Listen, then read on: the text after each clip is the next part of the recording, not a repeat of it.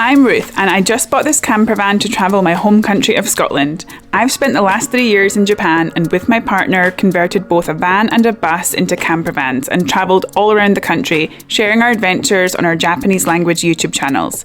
It's now time for me to discover my home country of Scotland, and I thought there was no better way than doing it by camper van. Okay, it's so windy out there, so I've come inside, and before I give you the grand tour of this van, I'm going to explain why I bought it. So I came back to Scotland recently after spending 3 years in Japan, travelling all around the country, doing van life and also converting 2 camper vans there. Before that, I was living and working overseas pretty much since 2011. So most of my adult life, I haven't lived in Scotland. And this year, I want to spend time here. I want to spend time with my family and friends, especially after all those things that happened in the world over the last few years. And while I'm here, I really want to discover my own country. I've hardly seen anything. I haven't even been to places like the Highlands or the Isle of Skye. So having this camper van, I feel like is really going to allow me to do that. And I'm so excited to discover more of Scotland. Having a van makes long-term travel, I feel like much more affordable. And because I work online, I can work from the camper van as well. Before purchasing this van, I did actually look at shipping one of the vans from Japan to Scotland, and it just in the end wasn't a great idea. It was going to take around 4 months for the whole process. I was going to have to go back to Japan to organise it, ship it, and then once it arrives to the UK, go through all the paperwork to get the number plates if I wanted to export the vehicle or import the vehicle to the UK. And I thought by the time it arrives, it's going to be after the summer.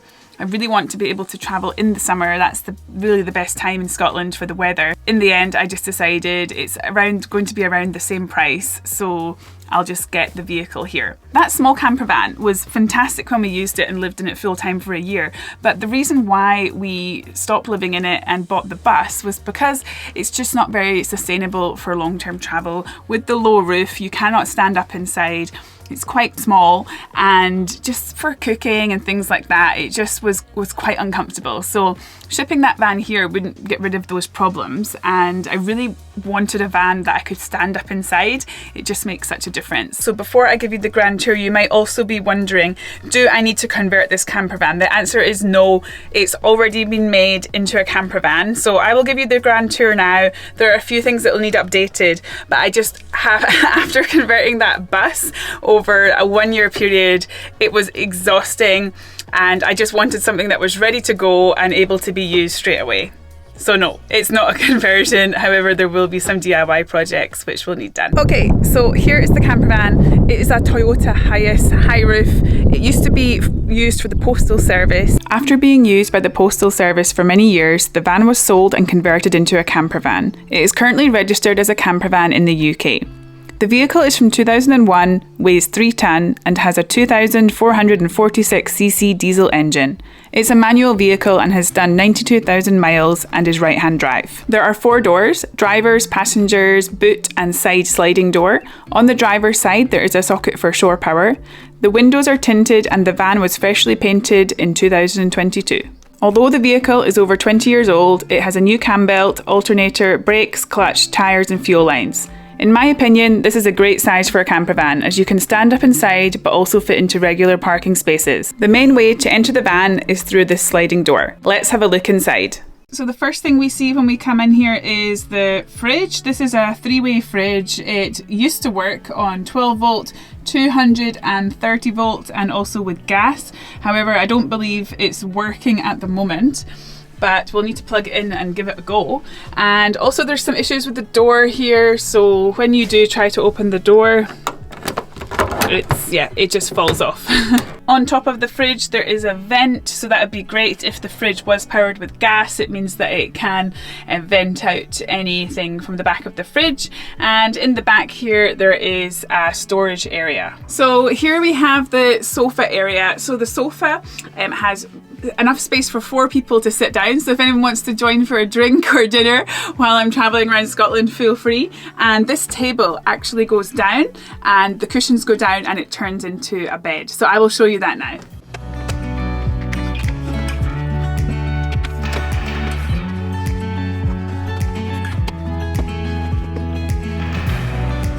Now, let's see how it is.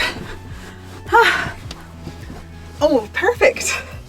This is great. This is probably enough for one person, I would say, but it might be possible to do some sort of DIY and make it a bit bigger. I also think there's enough space on the floor if someone else wanted to stay in the van. Obviously, if I invited someone, I would sleep on the floor and they would sleep in the bed. But I mean, it's fine. The cushions are quite hard, but they will soften up, I believe. So yeah, this is perfect. Set up the cushions here, put a movie here, and just relax. It's brilliant. So underneath the sofa there is an amazing amount of storage. So there's a huge storage area here under this side and also on the other side too. So these will be good for things that don't need to be accessed very often, perhaps extra clothes, jackets, things like that. Okay, I'll put it back into a table now. Let's see how long it takes. This table feels really strong as well. In a previous van, I was sleeping on the bed and this one snapped in half. So hopefully that won't happen this time.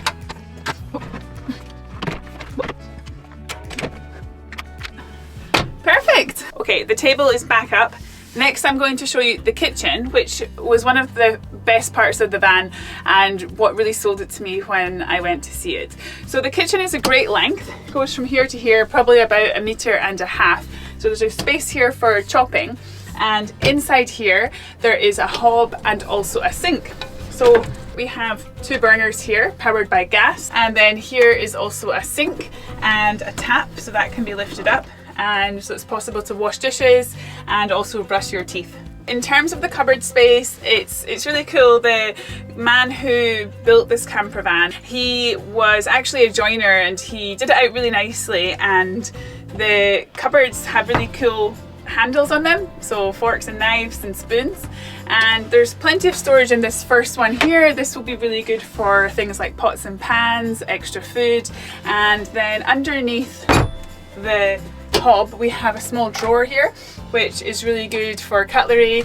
At the moment there is a lighter in there, and then in this one here there is a tank for the grey water. So this is a 10-litre tank, so the dirty water from brushing teeth and washing dishes will go in here. And in the final one, can I fit? In here is the gas bottle. It's a really huge gas bottle, and there is no fresh water tank in here. This doesn't seem to be hooked up. There's no power going to this tap. The gas does work, but it's quite old. The gas pipe says 1991. The campervan isn't that old, but I want to definitely get all the gas checked out before I use it, just for safety reasons obviously. And then when the van is driving with vibrations, I want to make sure nothing's come loose with the gas connections. And I've never used gas before in a camper van. I've only ever used electric, had solar on the roof, and also an induction cooker. So this is my first time using gas, so I am a little bit anxious about that. Everyone's told me it's absolutely fine, but I just want to make sure everything's perfectly safe before I start using it. So in here I will hopefully be able to get a smaller gas tank and also organise some fresh water to be hooked up to the sink. Okay, so next I'm going to show you the storage. One of my favourite things about this van is all the amazing storage which can be found in the overhead lockers here. So above the driver's seat there is a really huge storage. It's amazingly deep and you could fit loads of things in there. So this will be a great place for bedding, pillows, so they're not lying around. On the sides there are 3 overhead lockers. They're a bit smaller but great for storing things just overhead here. And then there is another storage at the back above the boot area. Along the side here above the kitchen there is this ledge. Obviously if you're driving and things are in here they're going to fall out, so it would be great to have a rope or something that would hold everything in. So before I take you out the back and show you the storage here, I'll also explain a little bit about the inside. So the interior is all carpeted and it feels really cozy actually. I've never had a carpeted vehicle before and I really like it, especially in the UK. It's really common to have carpets on the floor in a house, so it just feels really warm and cozy, which I really like. It's also done really professionally because carpeting can be quite tricky to match all the edges up, and it's done really nice, and it has the blue colour and also the grey. When entering from the back of the van there is a single door. On the left side there is a vent for the kitchen gas and also a fire extinguisher. On the right side there's a decent sized cupboard. This will be a good area for storing extra shoes and outdoor goods like a campfire or compact outdoor chairs. In the bottom of this cabinet is the breaker for the shore power. So in terms of the electricity in the van, there are no solar panels on the top. There is a shore power socket outside, and that connects to a breaker which then connects to sockets within the van. So the previous owner built this van so that he could go to campsites, plug in and then use the van. He would plug in things like a toaster and a kettle. However, he wasn't really going off-grid. Unfortunately, the previous owner died just after he did the conversion, so the family who were selling it didn't really know the ins and outs of the electrics. However, I have gone around and looked at all the wiring, and it does seem that the fridge is hooked up to a 12 volt, but I don't know where it goes. It might plug directly into the engine, I'm not sure.